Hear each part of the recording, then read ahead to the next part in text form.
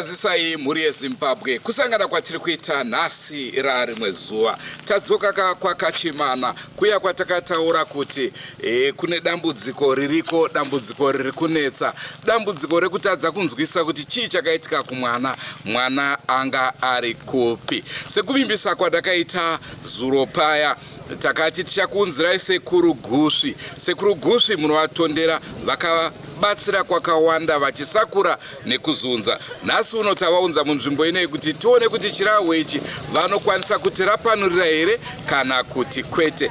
Rangu zita ndinonzi Andrew Neshamba. Senguva dzese mhuri yeZimbabwe tinokurudzirai kusubscribe kuDrumas Media. Drumas Media, taking you to another level.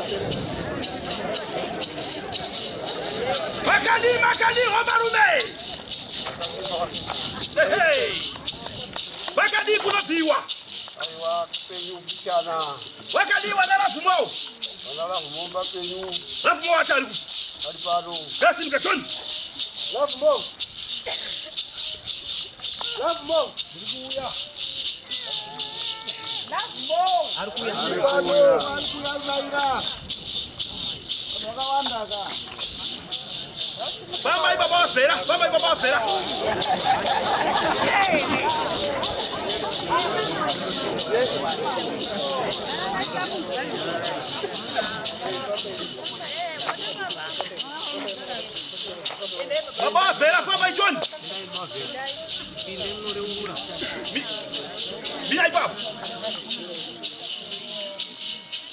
Siona njani wako. Kadwa. Kwa magoli. Kwa mangoli. Kwa magoli. Ndizo. Satana. Hatina masoka kamanda baba. Hatina masoka kamanda hobarume. Nasoka hondo. Nasoka dambutiko. Nilipa muri lekaiti bota ure. Baba, nekomete lekaiti bota ure. Baba ndinenya ile kundinata. Nai hobarume. Muna mwana wanyasi ngakwanise kutaura. Ndizo zocha. Ngela na wabeleke. Ano tifera njiani. Mwana wangu. Hata ule. Nakakosa waka na. Chokwani. Sasa mimi. Abandi ukona monjere boy. Mukufanya galini? Sono kuti mufambe bwino. Wawuse bwino kutoa ziwe. Isa buno tiliko kuno. Sasa zinenda basi. Palibe choma tuzo hapa. Nenani matana kuti tende bwino. Zakanda. Sasa mimi. Zoka kwa shule baba. Sasa mimi. Wererani mumuyo pangono. Aba titapia njani. Tapia muningine. Ali upi? Ali ku Botswana. Musa hapana. Ya chokwani. Masoka akifamba. Masoka kutaura hobarume. Nina ili kundineta pa wanawa. Nina ili kundineta pa wapele. Hapana sowano yita sinofamba. Hapana sino yitika sinoonekera. Wadu wanatambutika siku na sikati. Ndizo zocha. Pochi basaru. Watu wauya. Kifasari kwere. Viva. Hapo. Bo Messi wacho alikupi. Messi. Messi alikuwa halali. Mwana wa Chivas. Mwana wa Jevas. Bana Messi amai kozeta Messi mukuru.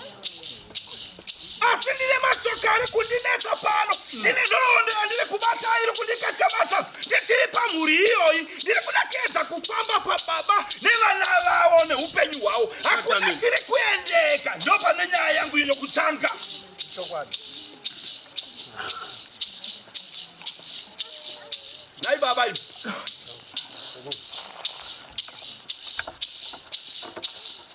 Mundo mwana sigale mwaka parara. Adinao. Anga akaroli wa kumiri kuna muti. Chokwani. Tiri kundineta hobarume.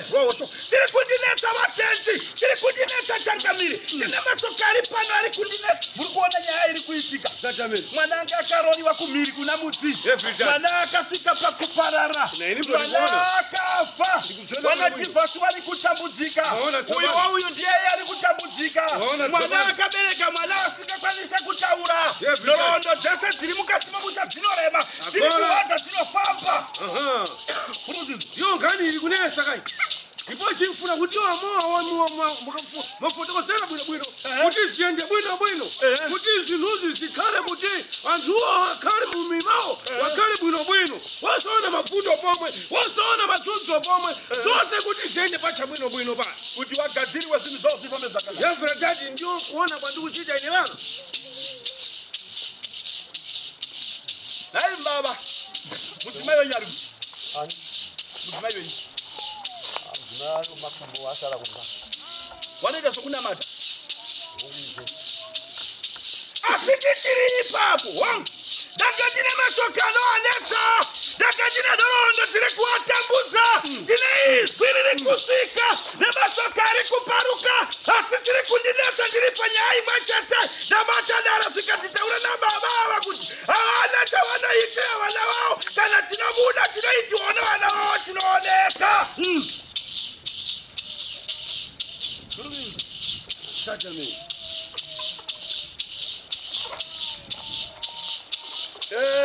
Mulikuona za hapa dapa.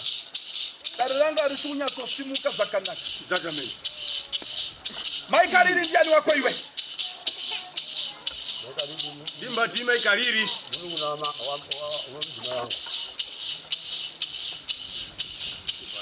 Ano mwana ano biro tande wapi? Lloyd. Ndio maikariri wapi? Ndio maikariri. Roiti, mina kada. Ye Roiti, tone timbenjoni. Bo hamba dota ndo kupa.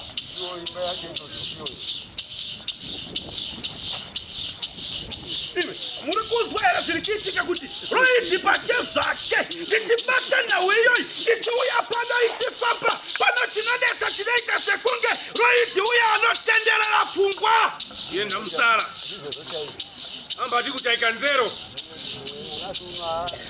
sinai baba ndila kubvunza izvozvo zvaitika mwana uya aimboita sekunge inozvinzvikana kufamba chaiko hapachinakira somumwe munhu auda kungogara mumbaso osaenda makambozvifambirawo here regai tisiyane nazvo regai ndibvunze nhau yenyu novana venyu makambofamba here dai baba vakamirapo makambofamba here imimi pacha zvenyu nevana baba venyu muchiedza kutsvagawo kuti dambudziko riri kuuya mukati momushando ripi makamboritsvagawo here sei taingotsvaga tiri tega sevana hatina kubvira tafamba nababa dai baba izvi mune imwe hama yenyu inoti gora sisengwe gohora sisengwe ari kupi gohora ari pamba pangeya haana kuuya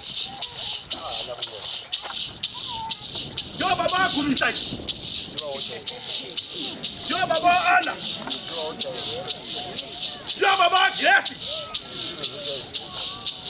regai ndifambe tangamire ndine nyaya dziri kundinetsa ndine mashoka ari kunditambudza haana kuuya munun'una wako asi ndine shoko randanga ndichida kupanda nemafyo andanga ndaakuda kutaura zviri kuitika zvakawanda mumusha tatamiri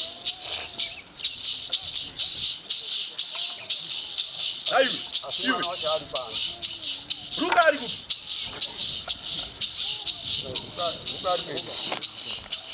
ndamusiya kachimana hapo basa la ukachimana ruka anoti dziwe lidzonguwa akadhakwa aiwa unobva wandodhakwa chaiko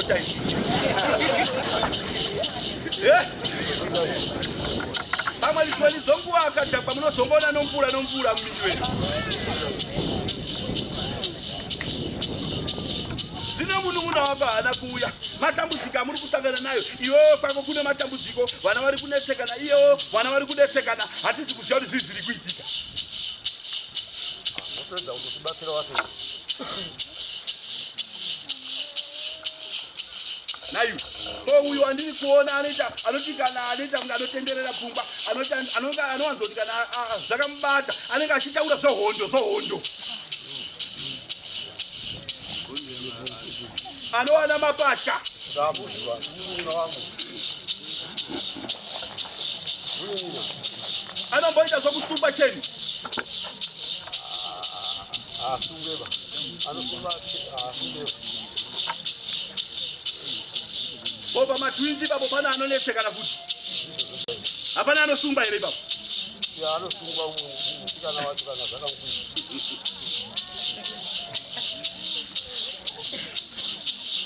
dzandinadzo atenzi ndine soko rokuti muupenyu hwenyu nevana venyu raramo yenyu chaiyo haina kugarikika zvakanaka nemhuri Everedad. Nei pano ndiri kuona mboterepoyo. Zvinhu zvikenda riri bwino. Ndipozi kukhala kwawo ndi mbumba yawo. Pane bvinhu zvokuchitika kukale kaleko. Kuno bvinhu zviri mukati zvimpepo zviri mbanja mawo mule. Mpampepo arimo mule. Ndipozi amawa wakubzona riri bwino. Koma kuti takura. Wachibe mchito na mbumba yonse. Ndizozvo. Ndikakubata ofuti kakubata.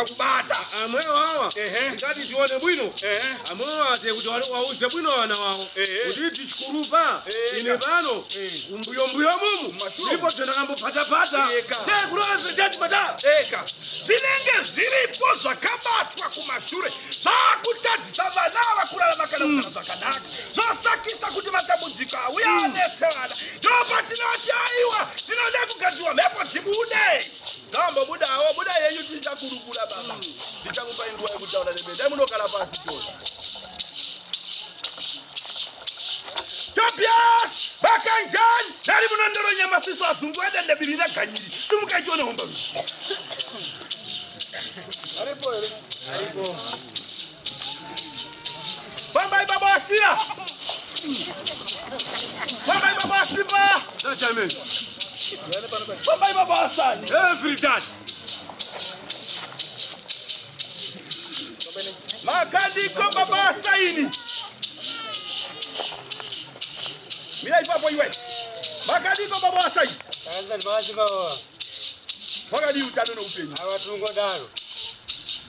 Makandi kurukupio. Watu wanguri nani hakuno wanguri nani hako. Andi kiroro. Baba jine nyairi kudinata. Mune vana venyu wanakandishina Islamu chipapa. Mune vana venyu wanakandishitaura muchuya. Mune vana venyu wanakandishikuma. Asitale nyaya kudinata. Dinasokora ndiri kuda kukwamba nao. Rinakatika matari nobata matare. Jadinata jabata na uyang. Na modata na uyang. Na motaura na uyang. Na toke kumasura. Na kutaura na uyang. Mwana wandare wandikatishira. Mwana wangu. Mwana wangu.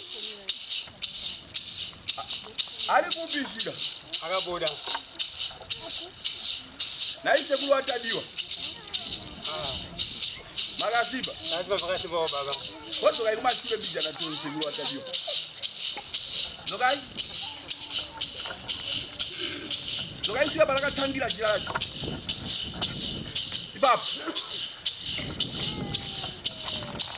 Baba jine nyairi kudeta. Wadu wake ungana pano. Wadu wake sala pano. Asijairi kudeta. Shoko nili kutawana zoro. Nili mwana ali kutaka saikwa. Mwana akasoanikwa. Asibala yubusukuru wenyu. Certamente. Yotenga. Nili mumuronga ero wabele. Nili mumuronga ero. Asiji chifamba nao muronga. Andisa chitaenda kule. Na kaindi taura jifape. Na kaindi taura ndiende. Jandineta inindilipanya yai. Dichifamba ne batare. Dichifamba ne nolondo. Na chitaura na baba washira. Nini baba shira wajona. Kurata biwa ndio. Certamente. Bane komu.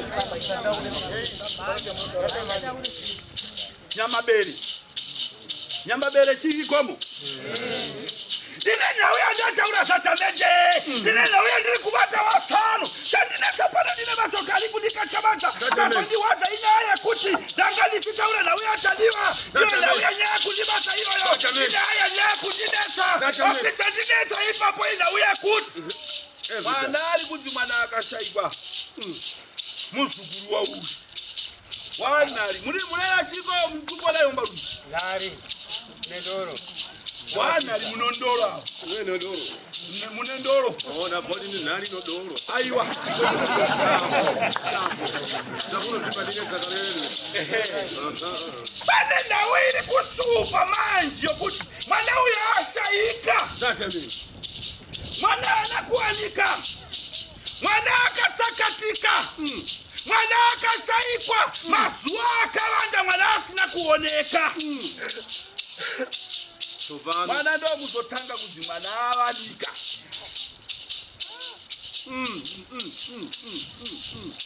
Nai baba iyi. Pakasaika mwana uyu haana kuzowanika here achinzi apfuura nokumba kwemumwe murume ainzi Piri kana kuti Aroni. Iwa kazomwana yeye.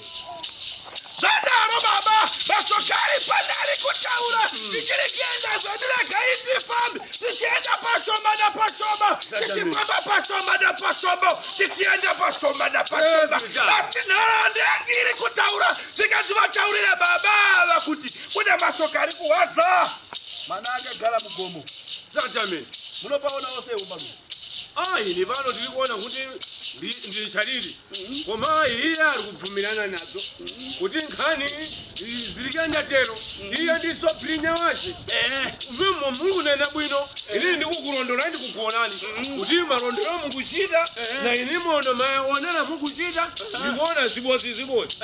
Kuti mwana achoke kule akapita na panyumba pangana. Zonse izi pano ndikudzionezesa. Palibe chakuipa. So nkhani iri kuendera kutsogola basi. Papite kuti tizione lero. Kuti zinuzi zakayamba bwanji. Zinuzi zikuenda bwa. Zonse kuti tizione kuti zikakhale bwanji. Para lero. Yakati.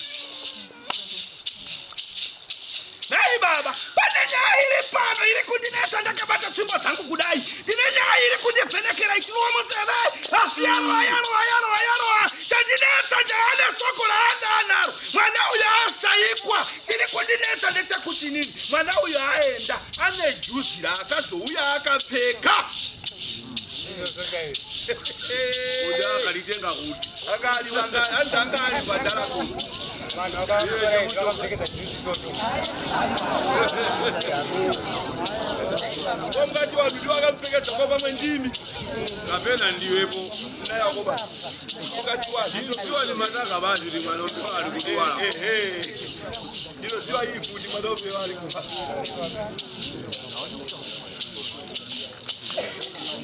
tisati taenda kwakadzama tisati tafamba zvakanyanya nai baba imi mune nyaya inogonetsa imimi mukugara kwamunoita muupenyu mukurarama mumaprofita munombopomewa mhosa dzamunopomewa dzourobwa makambodzidzwa here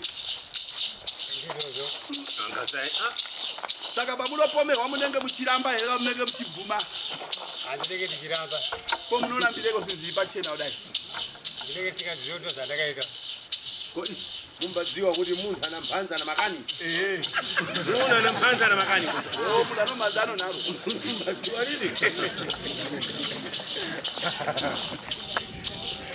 zinopaita soko zinopaita nyaya apa zinopaita nhoroondo ndo pari kutaurwa nevamwe vamwe voti aiwa baba vanodzoka yokamba vamwe votaura zvitaziva hedu rekaiti chiri nawo potinoabva tasvika aiwa hatisati takusvika patinoti akalibhondira yani infika bonoti ko anonzi Matthew Zisengwa unomuziva ndoziva ndiani wako ndangoroya kumwenyeteko makarola kumwechete ipo iweyo imbogara pasi Matthew Zisengwa auya hatandapedza newe ndikukuda unotononoka mwakanyaya kakutopotibata bata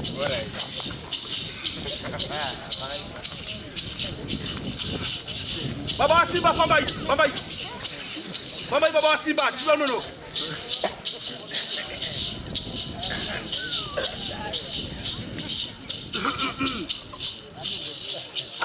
makadi baba Matthew jani Zisengwe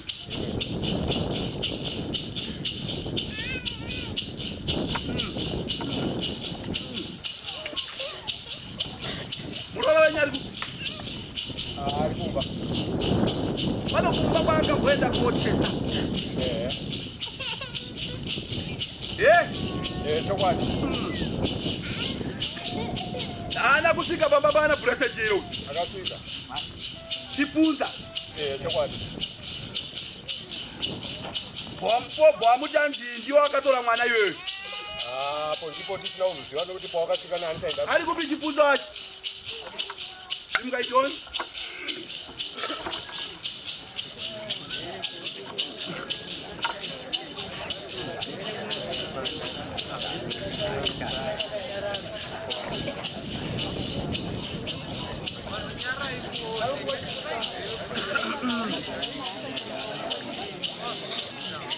Yara John! Oi!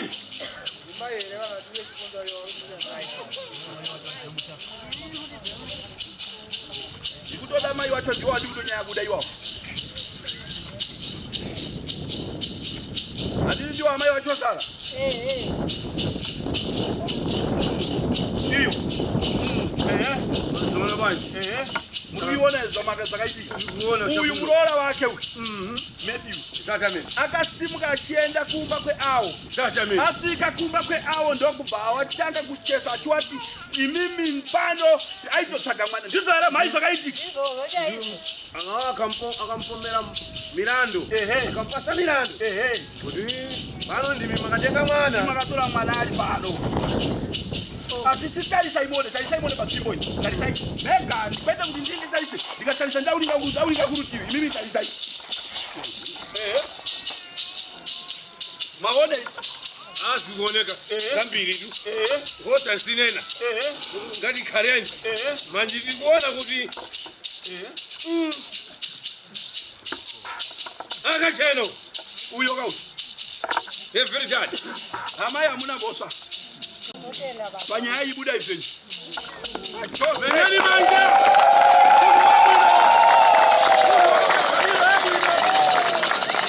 Mundu wamuoneka bana watu anokachapa kalibe. Mamuna bisira.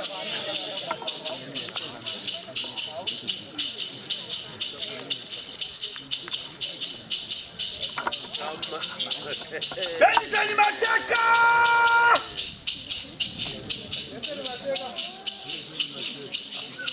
Bwana mwana watu. Baba Jose. Bwana mwana watu. Popita akali kupi? Ndilipo baba. Uya kuno ndalwa isilako. Mungu mambo. Ndalwa isilako bale so windi pita arula ito. Ndipano baba.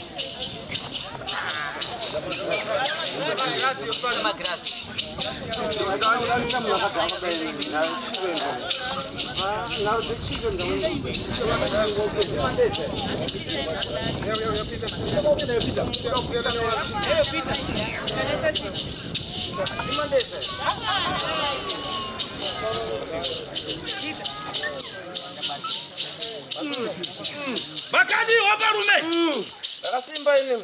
Wakadi utano. Ulina ni mkanya wanu wali rai. Anditika. Wakuta mkikaru changu. Simba. Mawine indiani wako. Yamai. Tamkangi. Yek. Waliku.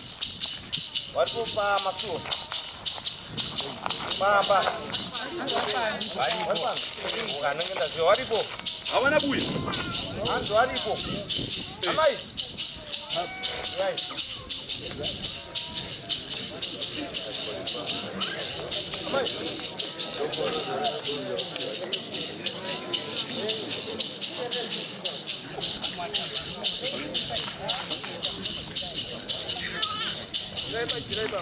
Bakadiko mai wangu. Dinengenda bota ula sita lako iwewe.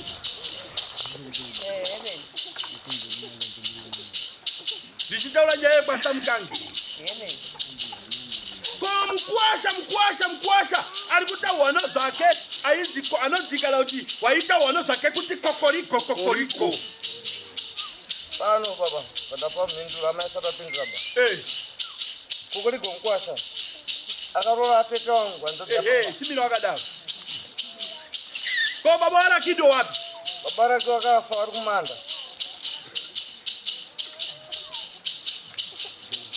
Do baba wala. Yemen baba. Ay. Masoko burokia wodere wakati. Babarume burokuwa no sirikitika. Dine soko dine kudine tapana. Dine isiri kudine tapana. Wakati fama dere likifapa. Donde angiri kuparuka ikitaura. Every time. Unutufaishi banji pamene pa. Daiwe. Mambo. Kokoriko. Chisa kaitika. Pano na wili kubuda ye na uye kuma iluzi yakapamba na uye kuma yakatorwa. Chisa kaitika iba. Bamsole mambo. Kokoriko. Mkwasha wangu. Akarola ateka wangu. Kokoriko akazofa. Mazua. Hapa kokoriko. Sakaitika ndije kudai. Hapa kokoriko. Ati pane kuma yakatorwa ere. Ndo bada kushika pa pisapo.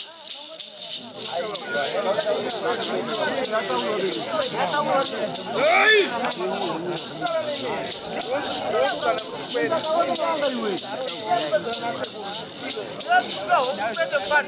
Baba, Mbaru. kokoriko ndambotanda nangari mkwasha wangu. Asi kokoriko akazofa. Hapa kokoriko. Kukasara mningino wacha anoitwa round wacha akazofa futi. Kokoriko afa. Kukasara tete wasara tikarama nao. Zemazua. Kunoa asa zongi nini. Anaweza kupita kama mzindi macheka wanapokota.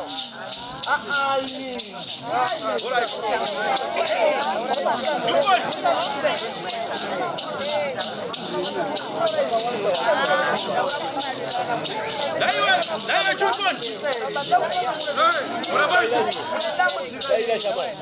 Nangani tinakufunza kuti.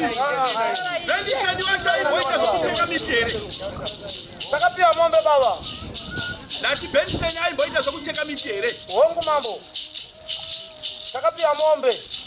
Kwa kukini ai wasana. Takapia mombe kwa kukodi. Bana nyairi kundinata. Basokari kundie kubata pano. Kadi kundika kamata. Kandineta legaindi taure. Banga ali pano. Bana na uta kambo itika kumashure. Bakambo uya anachireba. Baba wanu masoko wakanongezewa. Wachita uwata uwanosa. Yeme. Baita uwana uya iye kwangwa. Yeme. Asiwo wanomboita nguwa yekuti wanowanza kufamba zipi yawo yakazipinduka. Exactly.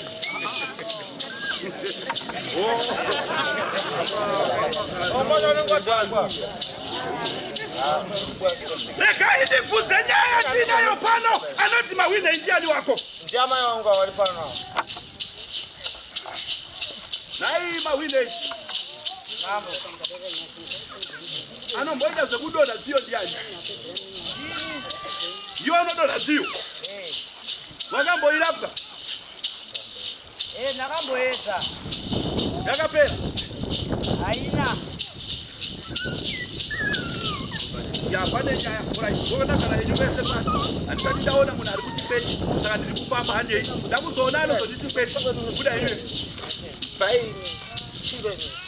Lera zokuchoma muziyo ere.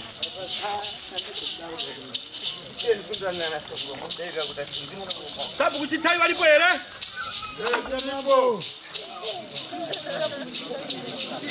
Time amafura!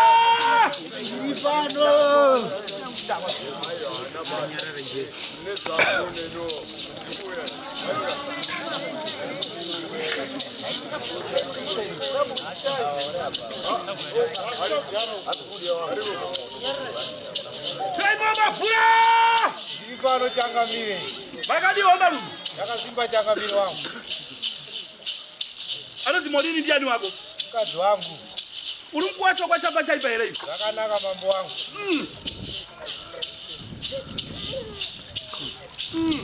Ana sundiani wako iwewe. Mwana wangu chikomana. Kwa siara ndiani wako iwewe. Mwana kaunga msikana. Samara ndiani wako iwewe. Mwana kangu kuti. Sakame. Ndiri kufamba. Handizonezo kuzorambiwa kumberi wako bana. Ndiri kufamba. Handizonezo kurambiwa kumberi.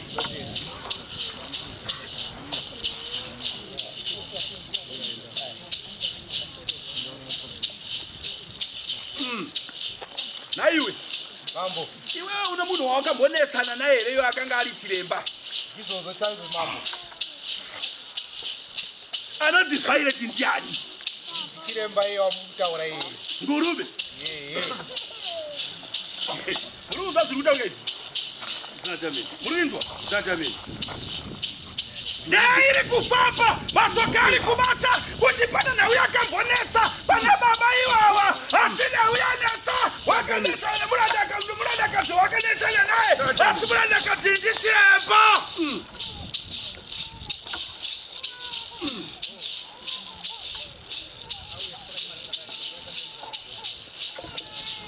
Hai baba hivi, wanesa na mimi makazotaka, mwe chiremba wa makazotaka hivi. Ya tanetsala nomwe chiremba wandakazenda. Nayu, ko chomudala unomziwa. Nomuziwa mambo wangu. Wakazomtora. Ya. Baya baita zvakaita bamba bako. Izozo chaito. Aira siwe njere ndiani wako. Mwana wangu. Mwana wako. Chiremba, itwaina wiri kutaurika. Satamini. Wakanetsana neng'anga. Mwana zobani. Ganga ndemu musha.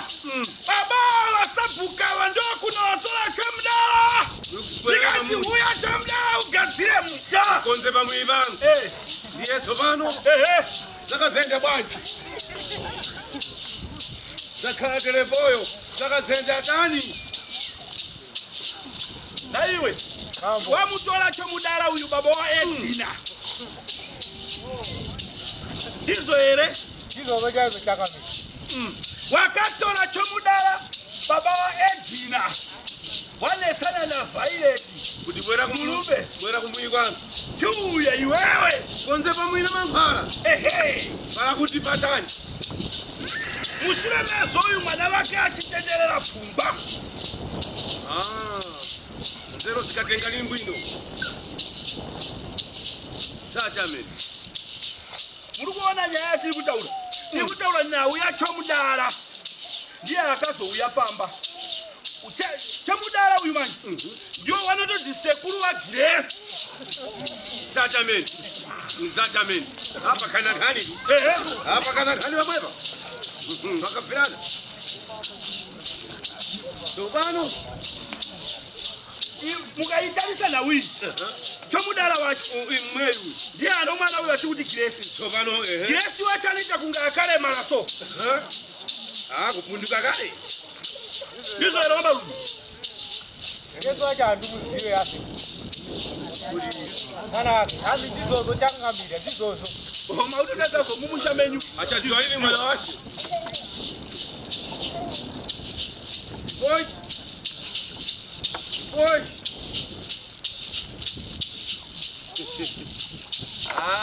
Uyakule iwe, uyakuno. Ayisisiri nyaye mwana, imwe wonyaya ndakuda kumulowa nayo. Pambu, uyakuno. Uyambuka. Uyako, uyapazo.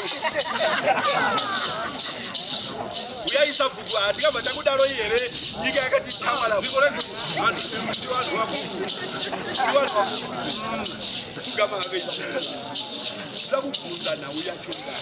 Aka uyamumusha umba. Ndoba akiti izaga diki. Magajiro papa. Mune ndike amakapo.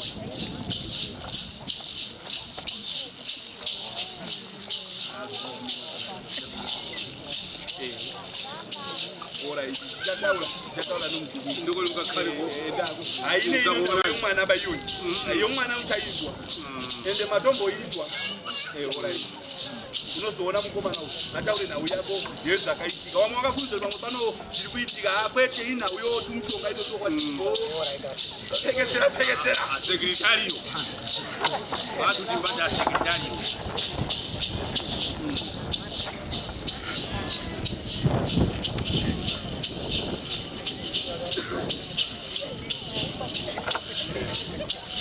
Babati kimutaja sekuru wa Grisi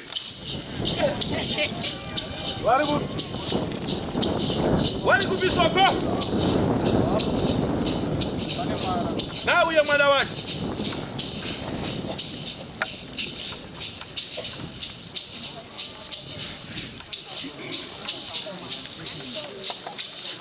anajifunga injiani Mkoma wangu. kali kupi Hapo. na iwe pano nauye nyoka wakamuizwa Wongo. mulora era lijana akaluma nonyobo Murora. pane soko riri kundinatsa kuna mafikari kutambuza naye kutanga tisikwamba kana akarumwa nanyoka mulora akarumwa nanyoka ajanja itinotema chimake asi mwana akazorumwa nanyoka Chokwadi.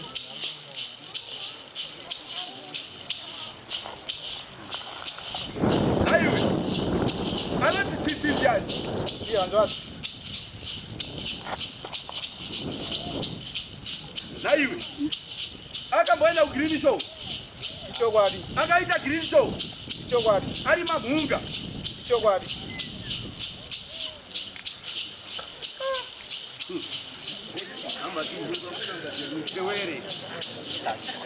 ile nyaya iri kundinatsa pano tandikatyamadza hombarume ndaona guwa kumberi kwangu ndiyo ndaona guwa hombarume asi ndaona guwa ndarova guwa iwe guwa rasama ndatarisa mukati meguwa ndaona mune mapfupa arimo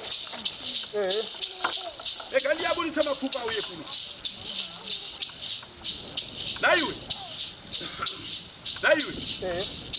wati tsitsindiani wako Iya ndwazi. ko akaita mota pamutsipa ndiani wako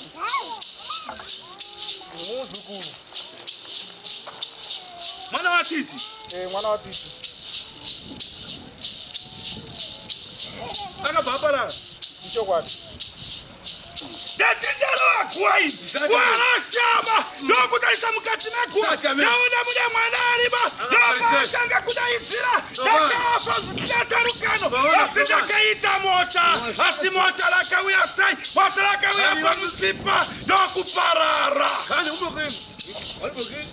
Iwana bwino. Sona soba. Anoti chokuposhiwa ndiani. Zitano. Chokundopereka. Mkuacha. Kwa alikudzime into ndiani. Mkuacha ye. Ndiye mulumo wa Titi. Yeyo.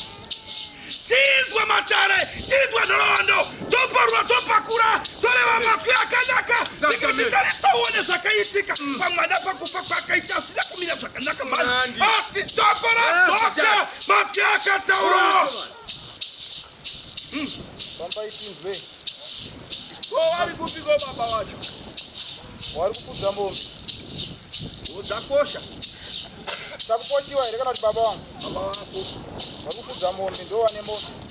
Udakosha ile. Akwete zitofudzwa ati waino zikupuza. Sikati nenga tineze ile zikutika basi.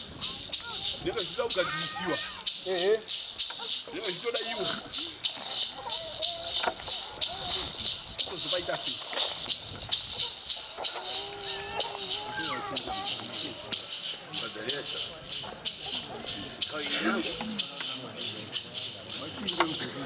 Nai baba. Wano mwachiremba akamboneta na ere. Wa kana kuti ega indi tinini. Kuna imwe nganga ere kusaidi kuna St. Pius. Ndiziwe. Ya zile shida hiyo. Mbapulula na kula. Amba na ngona. Zile shida hiyo.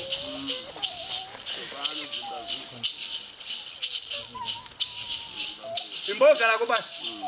Kumisa hizi sengwe.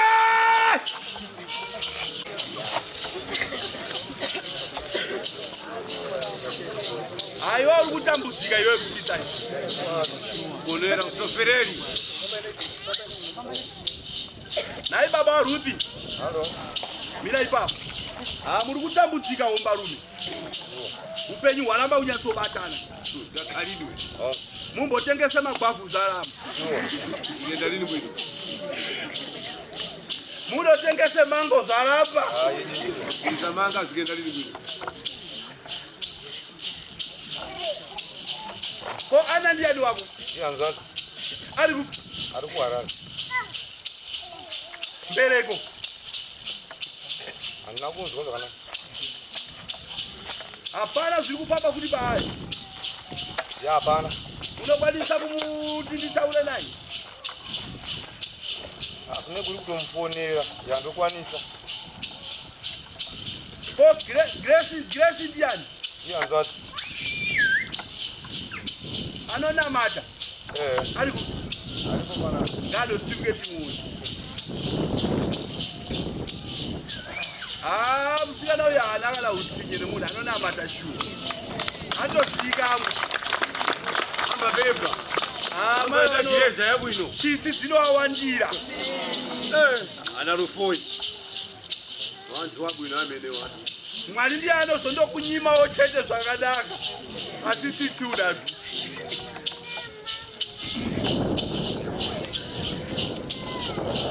Alright, today mnokala ndi kwasi munozona mukomana uya akapera ari alikuwa munhu yakali kuzokungura naye bese makadama.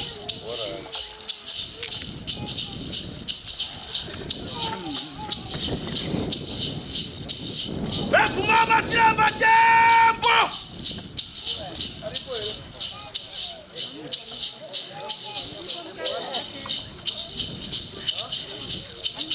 Di mama ya mepi eremi. Imini di mama ya mepi. Mama ya mepi ya yu.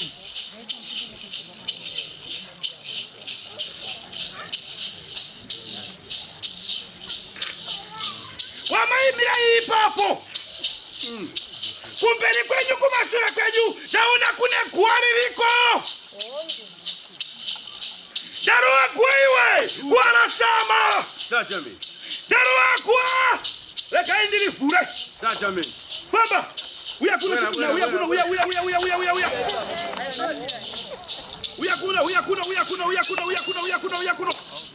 Bana munhu andiri kudaidza. Rega yabve kumakuwa. Ari kuuya ari kumhanya. Famba shamwari, famba. Tatameni. Rapito. Garap. Wakadi yako. Wakafa. Ndiwani wewe?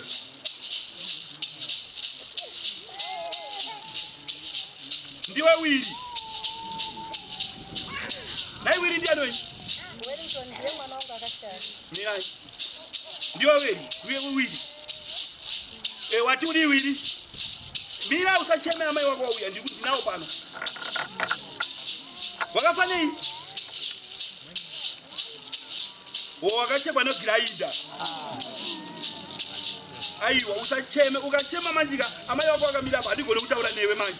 Imomira ipapo nditaure newe zvakanaka ndida kudaidza kumakuwa ndauya Sacramento ndinaye pano tira kuti kurukure tiri pamwe chete tonesana kuti chii chakaitika kuti usvike pakufa.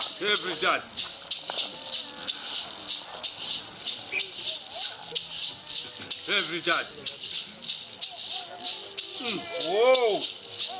Mati warumonyo wari kupi mai? Wari kuharare wakubaya. Ishaurike manyanya. Tatosvika panguva yakarema. Kuti nemwana wenyu ari pano ndikutaura naye Wellington. Ari kutaura kuti ndakafa inini. Mafiro ndakaita anamira zvakanaka ndakachekwa negrind.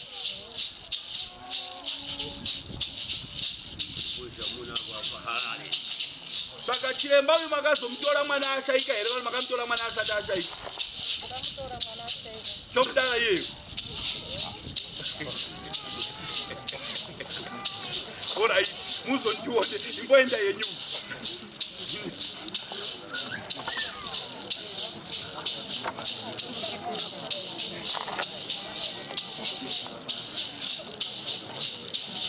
Serina Feruka! Tembo! Serina Feruka. Aripo ere.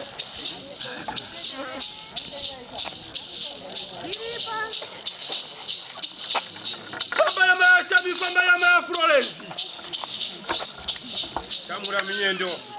Fema uferuke ndio zina.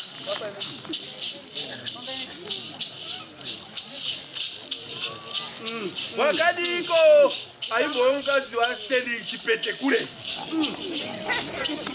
Mungu kuna pete kula kale. Wakadikumba.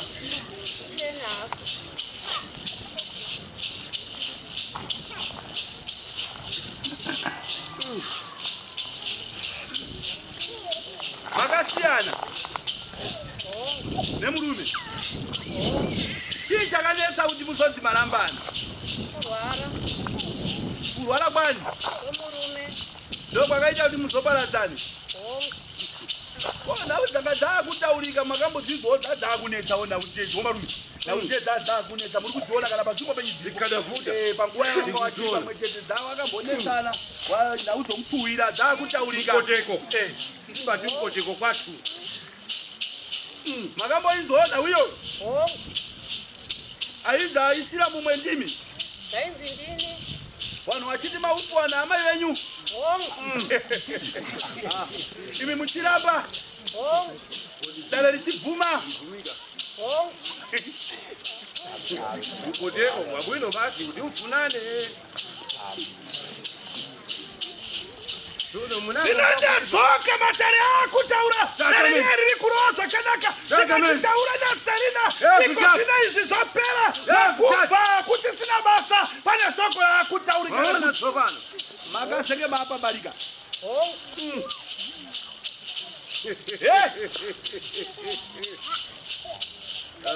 Saka munani vamazuva ano munakatandi.